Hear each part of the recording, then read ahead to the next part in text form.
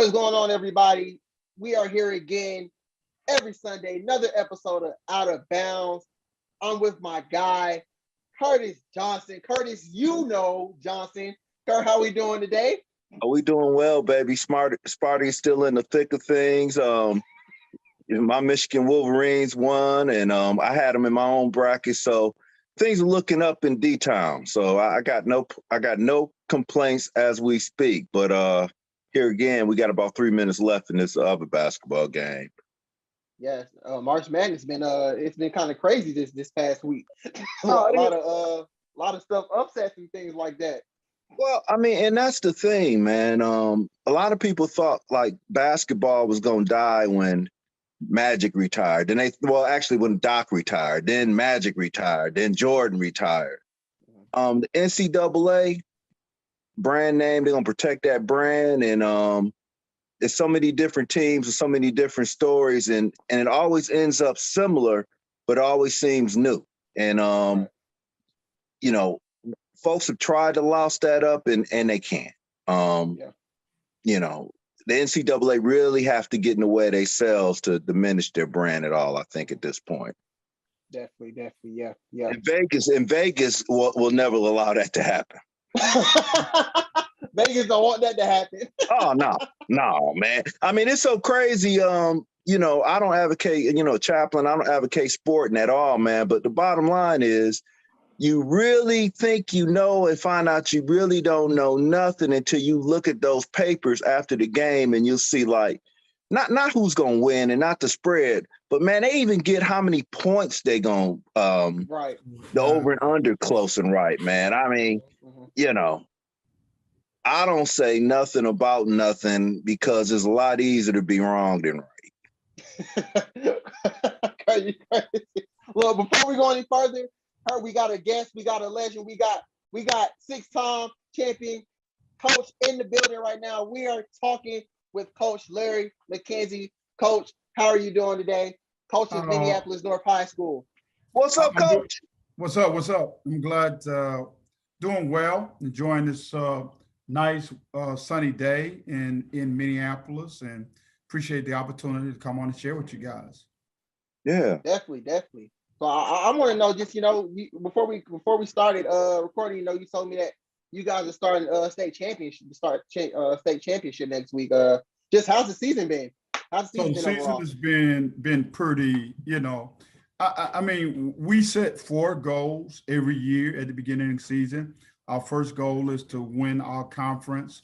We did that for the 9th consecutive year. Currently have a 72-game winning streak going on in the Minneapolis City Conference. Our second goal is always to be the Twin City champion, and that's the game between the best team in Minneapolis versus the best team in St. Paul. And we got that second goal accomplished. And just about 48 hours ago, Friday night, we clinched the section championship that leads us on to the state. And so this week, we need to win 3 in a row. And we'll clinch our 4th goal, and that is to win a state title. Okay. Hey, Coach, I got a couple questions. And first of all, this is a show with Black folks, for Black folks, about Black folks, and anybody else that we feel, is newsworthy, but we try to focus on ourselves just for the simple fact that we often get neglected or maligned. But with that being said, is there anything that you would like to listen to the audience, from Seattle to New York, from Houston to New Mexico, to know about your program, about high school basketball, man? I mean, some of your star players that went on to do better, bigger and better things, just anything, brother. Well, you know what I mean? I've been blessed. I've had a great career over the last 24 years. I produced 31 Division I kids, in addition to the 6 titles. Probably what I consider my greatest accomplishment is over that time period, I've had 100% of my kids go to a 2-year school or 4-year school. 100%. How many? Whoa, how many? 100%. For how long? For 24 years. That's big. That's big.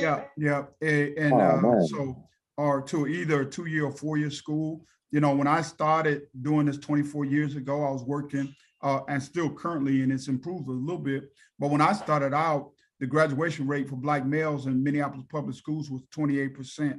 And I used to say that my kids had a greater chance of going to prison than going to college. It's now about 40%. But the thing that I'm proud of, as I have this opportunity to speak with you guys today, people want to know about our program. I think it's a very unique program in terms of what we do. My approach has always been coaching is my ministry, right? And that's how I approach it. So along with that, you know, this year, right now, as we prepare for a state championship, what I'm proud of is I have 12 kids on varsity. All 12 kids are A or B honor roll students. We have a 3.45 team GPA as Black males. And so, you know, and just a week ago today, we had our kids at a Black restaurant in St. Paul, ran by a Black chef, sit down for a 7-course meal etiquette workshop. And I would say how many other high school programs in the country are doing those kind of things. So we are very unique, 24 years. We start out our season every year. We do a team retreat. We take our kids outside of the city for the weekend just to get to know each other, to bond, build relationship. And that's how I've always began my season. So, you know, a little bit of kind of a quick overview of, you know, who we are, what we are, how we run our program. I'm also, as you asked, I'm also proud to let the country know that I'm the president and one of the founders of the Minnesota Black Basketball Coaches Association, which represent about 60 Black male and female coaches in the state of Minnesota. Wow, man, that's covering. That's big. Yeah, that's covering all the bases there, yeah, Coach. And you know, I'm glad and proud to hear that. You know, and you know, I'm an active listener, as I hope my listening audience is. And a couple of the takeaways that we should have garnered and gleaned from what Coach said was the last piece when he said Black male and women coaches. Oftentimes, we often try to have a division even amongst the gender and the races. And, you know, we need to come together with that. And the biggest thing that I heard, Malik, was this guy's been doing this for 24 years. Right. Now, 24 years is a long time in time. However, 24. Sorry, Curtis, 24 years as a high school basketball coach. I've been doing this in total with youth basketball and the youth basketball experience for a total of 41 years. Well, I want to stick with the 24 years, Coach, and let me tell you why. Because if I go back 24 years, see, 41 years ago, we didn't have a problem with AAU, okay? Right.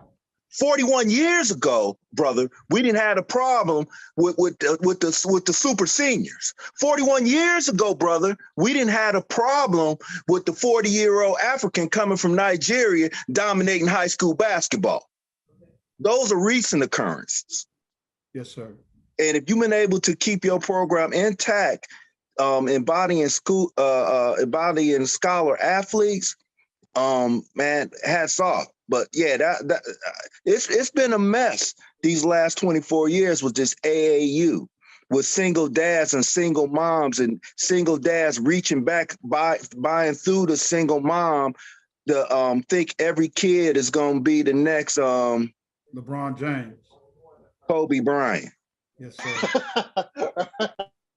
and really, no disrespect to them brothers, because they was good, man, and both made in the league. And a lot of us that picked up that pill wish we could be like, but even a Scooter or Rodney McCray. Right, that's true. I mean, dude, Caldwell Jones was a big deal, you know. So, Coach, I got a question for you. Just when did you do you remember the moment when you realized that it was bigger than basketball when it comes to just you know, Black athletes and everything? You know, of course it's cool to coach them and everything, but you know, we all as Black men, we struggle with things off the court as well. You know, family and you know, just trying to stay positive through life? When did you realize it was bigger than basketball for you? You know, for me, to be honest with you, from day one, even when I started with youth basketball, because I mean, I played as a youth. I played high school basketball. I went to majority college. I knew what my experience was like. I knew what, and I tell everybody, you know, the advantage that I've got, man, I got 60 plus years as a Black man. I know what's waiting for my kids when they leave me. And so I've always known, you know what I'm saying, the challenges that existed out there for them. And to Curtis' point, I mean, the vultures, right? That's on every corner, right? Looking for that coattail to latch on to a kid, to be able to use, you know, what I'm saying, to ride, to make some easy money and those kind of things. So for me, it was day one. And I tell you, I mean, you know, a lot of, one of the things is, I learned a long time ago, somebody said to me, you either use the game or the game will use you. And so Amen. one of the things that I've said to kids, you know, like I watch the current school that I'm at right now was a basketball powerhouse. I also live in the community. So I watch kids play basketball, win games, win championships for coaches, and then walk the neighborhood streets selling dope. You know what I'm saying? So I mean, they were doing their thing on the basketball court, but as soon as their eligibility was up, nobody cared about them. Nobody, you know, made sure. And so one of the things that I tell my kids from the ninth grade, you come here, you play, you do all the things that we ask you to do. So we do mandatory study hall. We have a life skill component that we do with our kids. We bring in speakers weekly that look like me and you know, the guys that are on this call, former professional athletes, to speak to our kids. So we wanted to do this different because I personally have understood the pitfalls that wait for Black boys and Black men in this game, right? That oftentimes, like several other sports, you know, oftentimes looks a lot like modern day slavery. Right. And with that being said, that's a perfect segue. You know, Coach, I know different districts have different rules, but all districts have rules. And what I'm speaking to is often basketball powerhouses either get accused of or are doing things that, you know, until the team gets real good or the kid gets real good, can sometimes be put under a microscope. You know, I know up here, you know, you had to live in a district to go and hoop at a different school. And, you know, some of the suburban schools would have houses and have like foster parents for the kids to live with so they could play for their particular school. And the thing is, it happened very rampant, but it's not exposed too much until either the kid got super duper good or the school got super duper good for a long time. I mean, to me, truth be told, and I hate to say this, you know, I'm not an advocate of kids getting paid to play in NCAA and all of that, but I'm definitely an advocate for if a kid has a talent and there's a way that he or she can go to a better school, that the kid shouldn't get handicapped. You know, I don't know exactly how that needs to be done, and I don't know, you know, enough about you know, how each district handles that kind of deal, but I know it's got to be better than it is right now. Well, let me just say that, I mean, to your point, I mean, obviously we have some of the same challenges here in Minnesota, you know, and in the community that I live in. I mean, our kids are often the blood diamonds, right? Where people are coming in, taking some of the most talented kids. We've been able to keep a lot of those kids in the community. So in Minneapolis, I mean, we are the Black community. Minneapolis North is in the heart of the Black community. And so, you know, our school 9 years ago when I took the job, there were only 68 kids in our building because our school was on the verge of closure.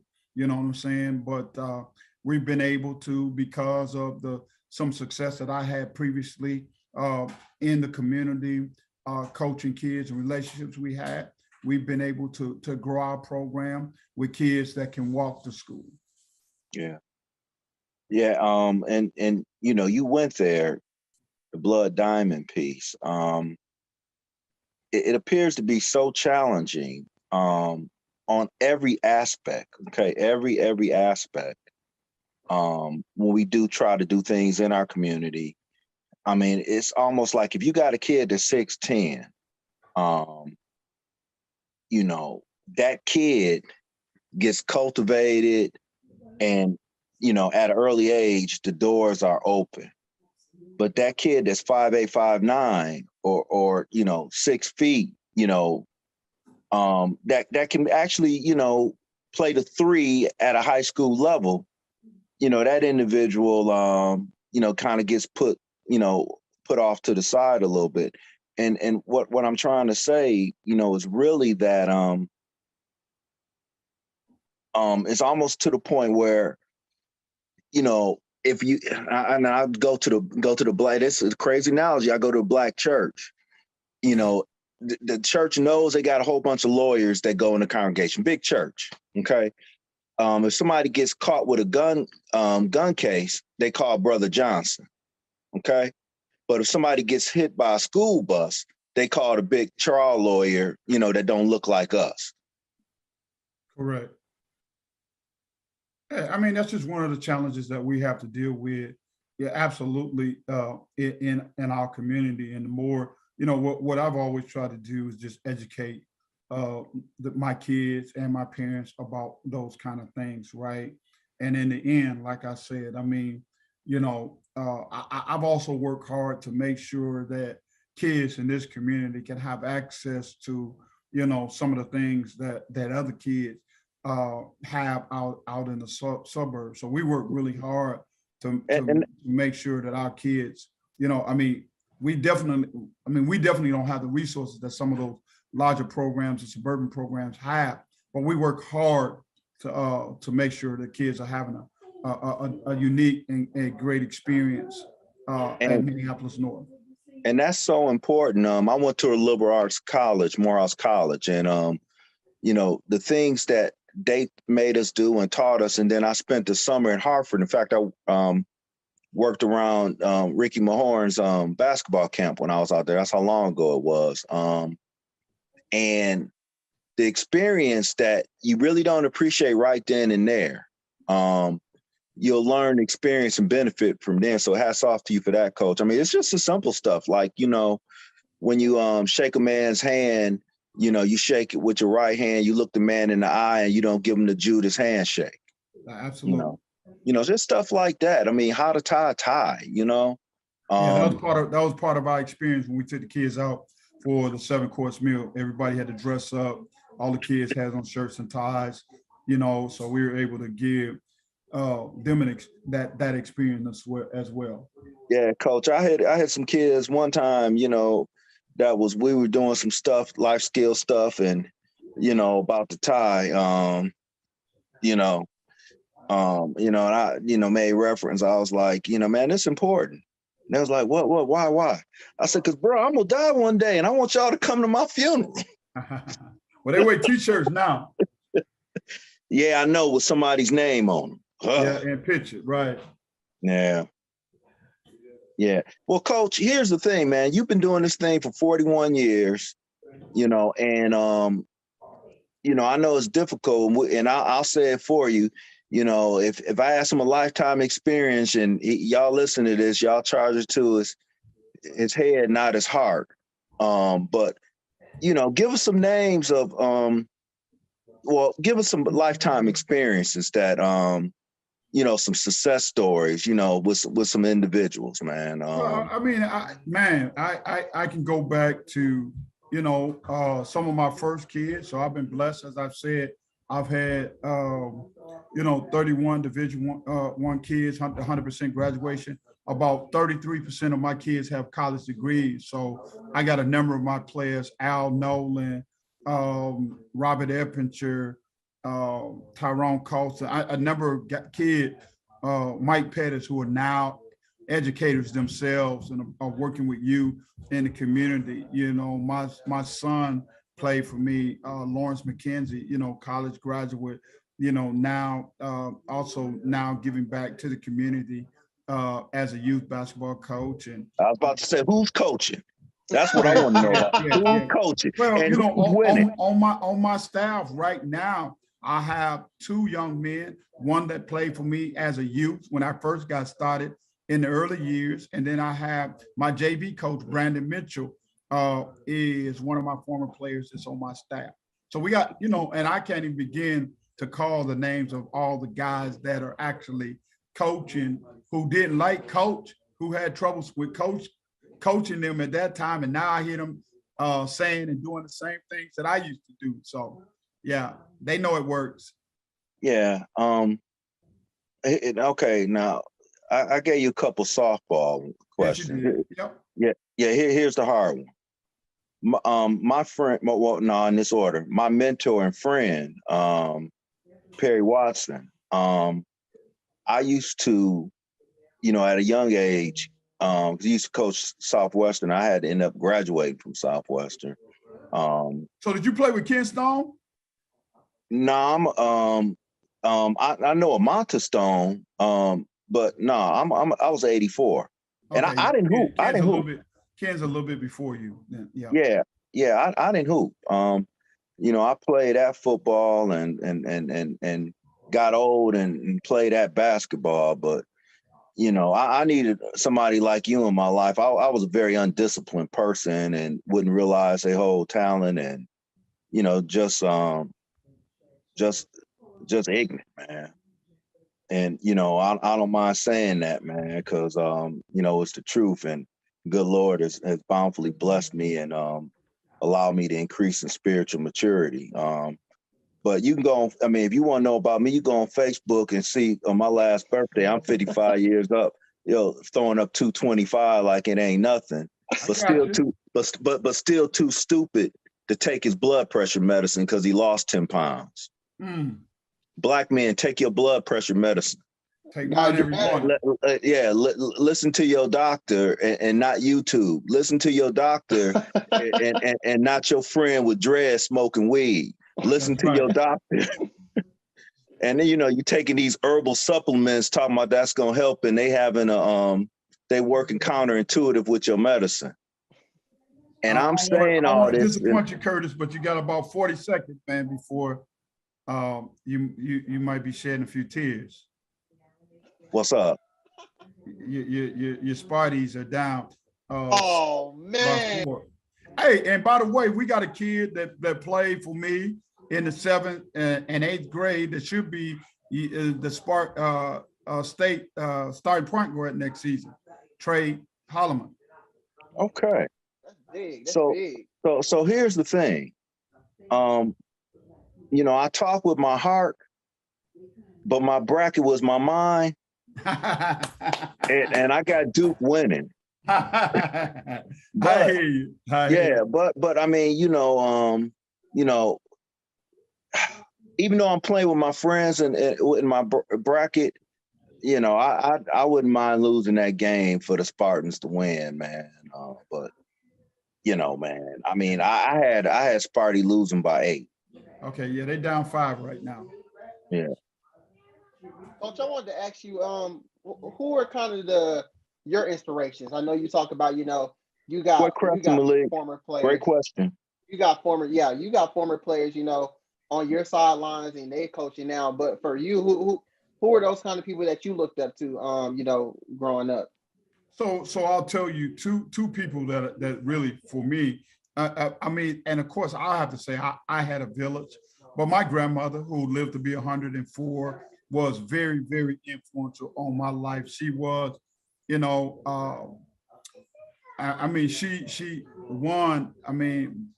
was definitely first and foremost a praying grandmother, but all my life she told me about just having God's favor, right? And just having that relationship, and to this day, one of the things, Proverbs 3 through 5 3, Proverbs 5, 3, 3, 5, and 7. 6. Yep. Trust in the Lord, with all thy heart and lean not to thy own understanding. In all thy ways acknowledge him, and he would direct your path. So my grandmother had a major influence. And then when I was 19 years old and I came to college, came to the Midwest in Wisconsin, small school to play basketball.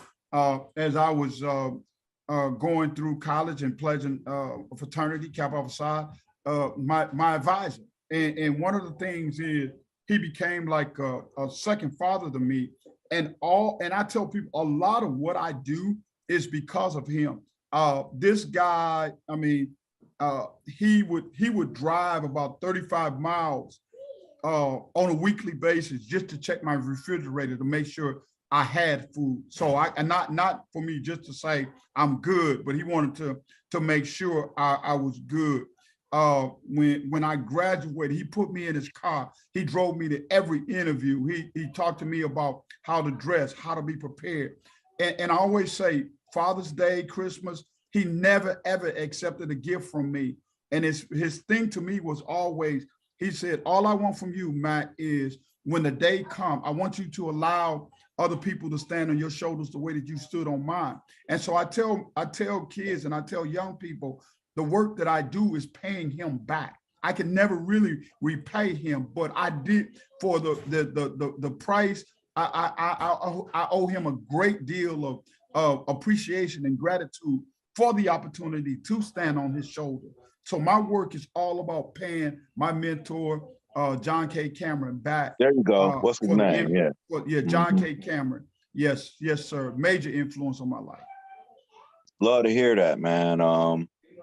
We talk about the village and all of that, but the village is made of people, and the people got to do something, and that something should be more than what they can do alone, man. Love to hear those stories. The listening audience needs to listen to that and aspire to be that to somebody, man, because we just plant seeds and God provides the increase. We just plant them seeds. Absolutely. We don't know who we gonna help when, and when we be selective about that and personal and saying this one and not that one. I just gave you my story. I don't sound like somebody who should have got kicked out of school. I don't sound like that guy, but somebody took a chance on me. I don't sound like a guy right now to just knock people out for free. Yeah, you gotta have some patience with you if you just look toward him, man. You got to believe in that. Yeah, and then if for our listening audience say, man, this is a sports show. This is supposed to be out of bounds. Well, God is everything, and if God wasn't in sports, they wouldn't be praying before and after. That's right. So, Coach, I just want to know, what I know you talk about, having goals at the beginning of the season. Do you set those type of goals like every season, or do you just look at the team setup? How do you kind of go? My expectation is every team that I have, my expectation has always been to win championships. So that's at the beginning of the year. My practice schedule has always, when I put my practice schedule, I put it together on the first day that we can start practice, and I plan to be playing in the state tournament every year. And right now, out of those, this is my 24th season. This is my 12th state tournament that I'm playing in right now.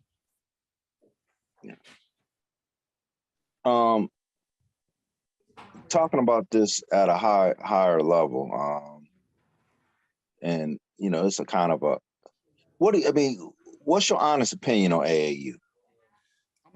So again, it's the closest thing to human trafficking and pimping that's out there. I'm not a big fan at all. And I tell my kids all the time in terms of it, for parents who are going to invest that kind of money, send your kid to camp, pick out 5 camps, spend $250, put them on a college campus, for 4 or 5 days, let them have that experience of sleeping in a dorm, going to, the cafeteria and all those kind of things. And then the coach is going to get to know them.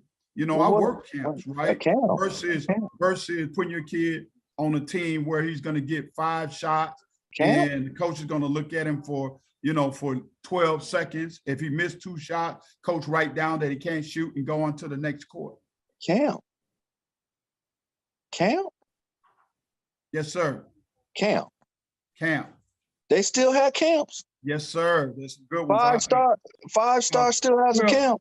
Well, 5-star is in the process, I think, of trying to reignite and get started. But I work a camp called Snow Valley with some of the best coaches. Yeah, it's in California and in Iowa, and some of the best coaches in America participate in that camp. And it's a real Curtis old school camp, like you and I might have gone to when we was kids. Yeah, 5-star, high exposure. Yes, sir. One thing that I never thought that Nike, who's the strongest brand and will cannibalize your brand, will just Buck Knight and his minions will just run you over if they want to. They'll make the river run backwards on you if they have to. How in the heck did Nike not allow these AAU teams to do what they're doing? I never would think that Nike would brand themselves or attach themselves to an AAU team. But now you got Nike, you got Under Armour got a team, and then you got these players to come up with these teams. It's straight Babish. Come clean. I don't want to cut you off, Curtis, but again, man, it's all about money in Atlanta, Honey, right? So you got to remember the players are so a lot of the retired players, they're still trying to hold on. They broke. Yep. And so they're trying to have a relationship as it relates to their endorsement, right? So come back all on. shoe companies, and I tell people, if you think about this, right? Curtis got a kid that's got a chance. That kid that you were just talking to me about earlier in this interview. What's $100,000 to invest in you traveling around the country playing basketball if that kid turns into Steph Curry and makes me $2 billion? And that's the game. Everybody's trying to find that Steph Curry, that LeBron James, that one kid, right, before they blow up. And so if I can invest in them at 13 and 14 and 15 and really, like you say, to be honest with you, begin to master and control their mind and get them, what do you call indebted to my brand, man. It's amazing. I mean, in doing this, I know kids that if they high school wear Adidas, they won't even consider a college that wear another brand. That's crazy. That's the way the game is being played. It's crazy to the point that they sometimes these cats will be a lot more heartbroken if they change their brand and than if they change their coach. Oh man, it was mad craziness when Michigan turned into a Nike, a football team wearing a jump man. Right. Come on, man. And Rashard, I see you fixing your hair. You look fine now. Please come on. Hey everybody, how's everybody doing? We got Rashad here. Rashad, how What's you doing? up, How you doing? What's up, man? Look, Bubba Wallace was second for most of the latter path part of the race, right? So Bubba Wallace is second, and then he goes in I don't first. care if it's Bubba Wallace or Bubblegum Shrimp. Second is first loser. Right. So he goes in We first. got a champion. We got a championship coach on here. You talking about second? Winning is everything. Oh, right. Did y'all already talk about the women's tournament? What's going on over there with the HBCUs? Talk about no ladies yet. Okay. Well, But we respect women. That's why it's black men and women in the Black Coach Association, as which coach is the president of in Minnesota. Well, and there it is. There it is. But the question that I wanted to ask Coach, did he see the schools like the Jackson States push LSU to the limit, Howard win their first four game and everything like that? And what do you think those messages kind of send to other programs around the country? Oh, I think I would take the words of the Jackson State coach. It just means that we're there. You know what I'm saying, in terms of the ceiling. And so now we got to continue to grow and do the thing that's going to allow them to bust through the glass ceiling. And so, obviously they're showing that they can compete.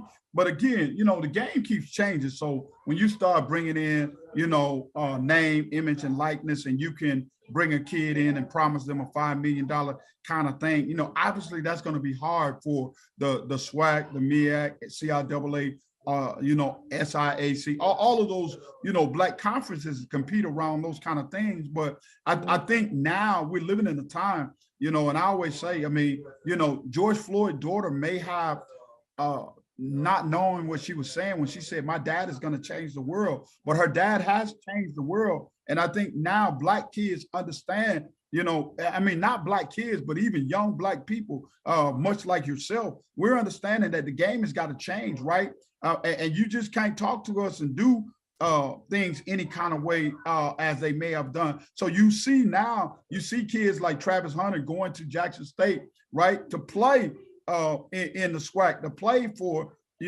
Coach Prime. And so I think we'll see that more in men's basketball. We'll see that in women's basketball. So now we're getting closer to being able to compete and get the talent. We're getting TV exposure and all of those kind of things. So I think we're knocking at the door. Now we just got to kick it down. Yeah, I'm hopeful that as black college sports increase, I know it's a major focus with Prime down there, because he's who he is. But it'd be a little bit easier to make a splash in hoop, to go to that next level than football. But it takes a willingness. And the challenge with football and basketball, as you mentioned, Coach, is exposure. And let's face it, nobody wants their kid, and there's going to be resistance from the kid to be the Arkansas 5, to be Rosa Parks, to take that first bullet. Everybody wants to, and really, if we could find out and make somebody give us a legitimate, straight up TV deal for black basketball, I think that would help in the recruiting process. And in addition to that, the basketball TV contract means more money. And, if they can do it, we can do it too. Shoot, man. I'm sure it's a 7-footer in Ukraine right now, that'll play at a SIAC school. Be glad to get there. Yeah. And ain't gonna be it ain't gonna be scared of nobody either. Right. And also, people are always talking about, HBCUs are going to get there. They have to take that first bullet. You got to look at what's happening right now. The South Carolina State defensive back was, defensive rookie of the year a couple of years ago in the NFL. You see Shador, obviously you mentioned, his father helps out who his father is, but Shador Sanders over there at Jackson State had a Super Bowl commercial, has a deal with Beats and Tom Brady. It's already here. We're already seeing the fruits of the labor. The question that I wanted to ask Coach, though, the follow-up, what did you think about Kim Mulkey, the LSU coach, in the layup line? She, taught to coach Tamika Reed at Jackson State for a long time. And after the game, she said that she told her, you're not going to be at Jackson State much longer because one of these big schools is going to throw a lot of money at you. I just want to know kind of your reaction to that when people say things like that they mean as a compliment. But it can kind of come across as like, you're dismissing the impact of HBCUs and the importance of HBCUs. Well, again, so the Bible say, forgive them for they know not what they do. You know what I'm saying? And I think oftentimes when people make statements like that, they think they're giving you a compliment, right? And so, and again, let's be honest. I'll hit. You know what I'm saying? I'm a history kind of guy, right? The best producers in the field, right, got traded then, and they still do that now, and so it's just part of the game. I think the only thing that we can do is hope. It's no different than what Curtis talked about. At the high school level, with people coming into the community, taking some of our best talent, right, talking them into going to these suburban schools and what they can do and what they can have and that kind of stuff. I'm gonna be honest with you. I mean, I've won 6 state titles here in the state of Minnesota. It's the third most of any coach in history. I was the first coach in history, not black coach, to win 4 consecutive state titles. I've taken 2 schools to multiple state championships. And I say that to say this all the time. I get opportunities almost weekly to lead my community, right? And go do other things. But I know where I'm needed at. I know where my value at, right? And I don't want to go someplace where I'm going to be tolerated. I want to stay where I'm appreciated. And that's the choice that I make every day. Well, Yeah, Coach. Yeah, And Rashard, I'm glad. Rashard, Oh, I'm glad go you ahead, asked Kurt. Coach that question. I wanted to speak to it a little bit. And here's the challenge with that. Every coach don't have to be Eddie Robinson. Every coach don't have to stay there forever. And some coaches can get paid.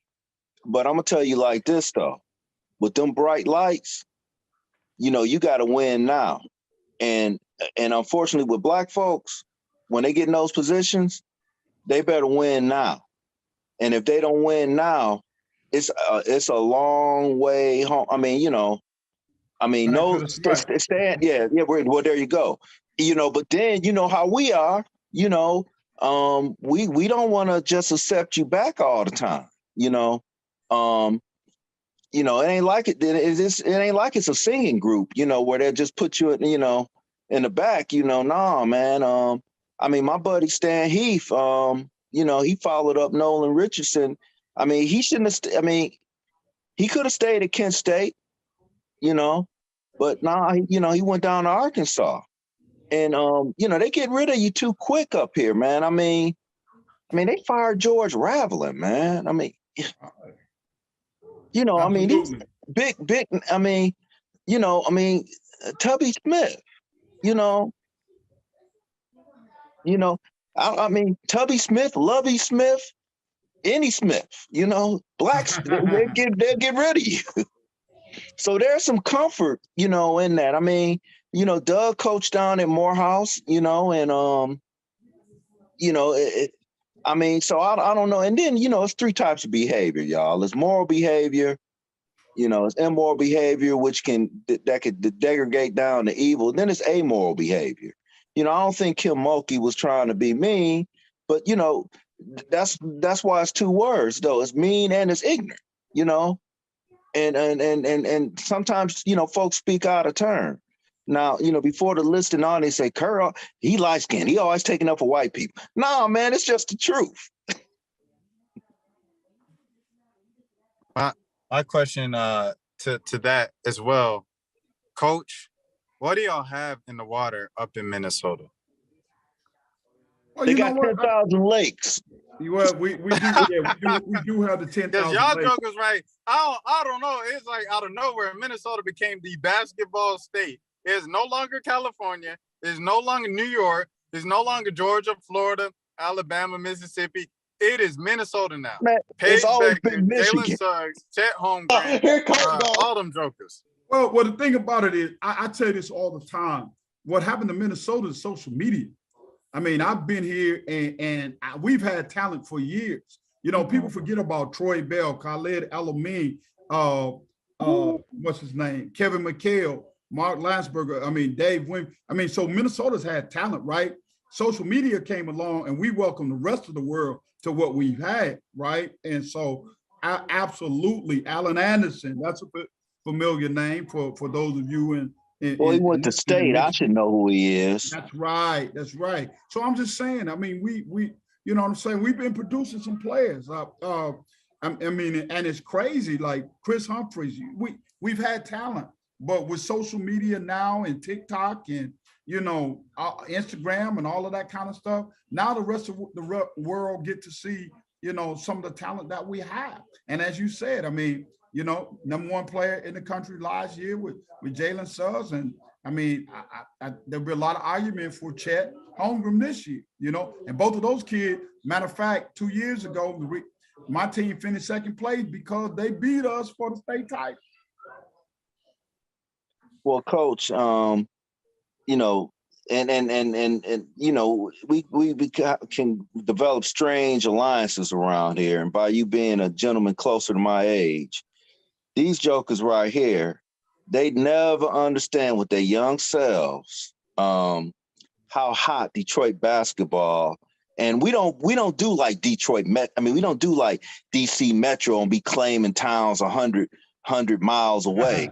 We don't even claim Flint, man. Now this who came out of basketball from Detroit. So you know, you're driving, Shard. So don't write it down, Malik. You can write it down as a producer. And I'm just coming to mind. I'm just gonna go real fast. George Gervin, Derek Coleman, Chris Webber, Steve Smith, Doug Smith, Irvin Magic Johnson from Lansing. Okay, Roy Tarplin from Willie Detroit. Burton. Man, Willie Burton's a personal friend of mine. Went to DePores, played with Dave Greenwood, who played at Lakes, and Nigel Knight, who played at Dayton with the man. I could just go on and on and on. I mean, just so many, man. Willie is one of my mentees, played at the University of Minnesota, and also one I of my know. Kennedy brothers. Yeah, and then Shaka was up there. Shaka Johnson was up there from Minnesota. Cornell Lewis.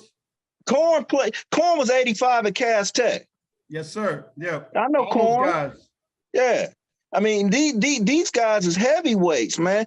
Antoine Jobert, who's arguably one of the best high school basketball players ever. You know, came out of Detroit Southwestern. Jalen Rose is from Detroit, by the way. Yes, you watch him every day. Do I need to continue? Do I need to continue? You good, Kurt. I didn't miss George Gervin. Not only Spencer Haywood is from Detroit. Didn't know that, did you? Yeah. Well, I always associate Hayward with you know, obviously Seattle. So who? Spencer Haywood. Spencer Haywood. Yeah, yes, with Seattle. Yeah, he's from Detroit. He's from Detroit. I know that now. He would have went to U of D. He would have went to U of D and played with Stedman Graham. But that's a little bit for the history lesson today. Speaking of U of D, you missed one name, Kurt, and Malik. I think you know who it is, man. Rashad Phillips, the point guy himself, aka. Yes, sir. Man, Rashad came out of Ferndale. That's my guy. He down in Orlando with his daughter. He down in Orlando playing basketball with his daughter playing basketball, doing all kind of good things. But what about the coach? What about the coach from U of D? Huh? The coach of the Zion Williamson coach from U of D, Willie Green Jr. I'm his insurance man. Yeah, he's from Detroit. How many connections you got? But I can't make this stuff up. How many connections you got, Kurt? Let the people know. Don't worry about it, man. We interviewing Coach. Now, Coach, am I lying? Coach, am I lying? I got my grandkids just came in for dinner, so. Well, we about to end this thing. Family first. Man, he about to go now, man. Any parting shots, Coach? Because you can come on anytime. Really, you're part of the Out of Bounds family. Yes, sir. I appreciate Malik reaching out, opportunity to come on, man. Hopefully you guys will have us back. Talk a little bit more about some of the work that we're doing. You know, give a quick commercial. I mean, in addition to coach, I also have a book out called Basketball, So Much More Than Just a Game. So I'll just do that real quick. How can they find that book, sir? It's on Amazon, or you can go to my website, www.coachmckenzie.com. So I'm on Twitter, Facebook, all of those things if people want to follow me and follow what we're doing here in Minnesota. But I really appreciate you guys giving me an opportunity to talk to a national audience on Sunday. So. Okay, Coach, I'm going to be sending you that friend request, man, on Facebook. Look forward to it, Curtis, and we'll stay in touch.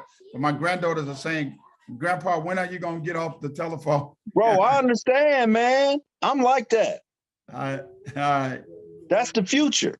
Yes, sir. Thank you. Thank you, Coach McKenzie, so much. Thank you. Appreciate you guys. Brother, salute. Look forward to being back. All right, fam. Always. Peace. All right. Hey, go get those championships. Yes, sir. Talk to you later. Yes, sir. Man, now see, that's what I'm talking about, y'all. That's how Out of Bounds do it, man. And you know, I love it. Rashard's frozen. Oh, so Bubba Wallace came in second. Yeah, man. No, he was in second. And at the last thing, I guess he was trying to jump, bro. On the wall, crashed into the wall, man. Blew up. Joker blew up. Right at the finish line. That costs about $600,000, don't it? Yeah, whatever it cost him that win. No, not the. Yeah, I know that part, but not the. The standings. Like racing and golf is a trip, man. Yeah. Like it'd be like a whole bunch of money for number one, and then some good money for number two, and then some money for 15th and all of that. Yeah, no, exactly. So it was tough, man, because he was there. All the black folks in Atlanta, they at the end, and he just couldn't pull it off at the end. Like, because he usually sometimes around 20, that's when he'll start to kind of fade away. He didn't fade at 20. 15, right. He didn't fade. 10, he didn't fade. 5, he took the lead. We got 4 more. Came up short, man. Blew up that ball at the end. Well, that's exciting, man. I guess we need to do a quick recap, just some real bullet points, and maybe we may circle back tomorrow, listening audience, to hit the NCAA a little bit harder. But we'd be remiss if we didn't make mention that Brady's back. We'd be remiss if we didn't mention that Rashard's picks were terrible.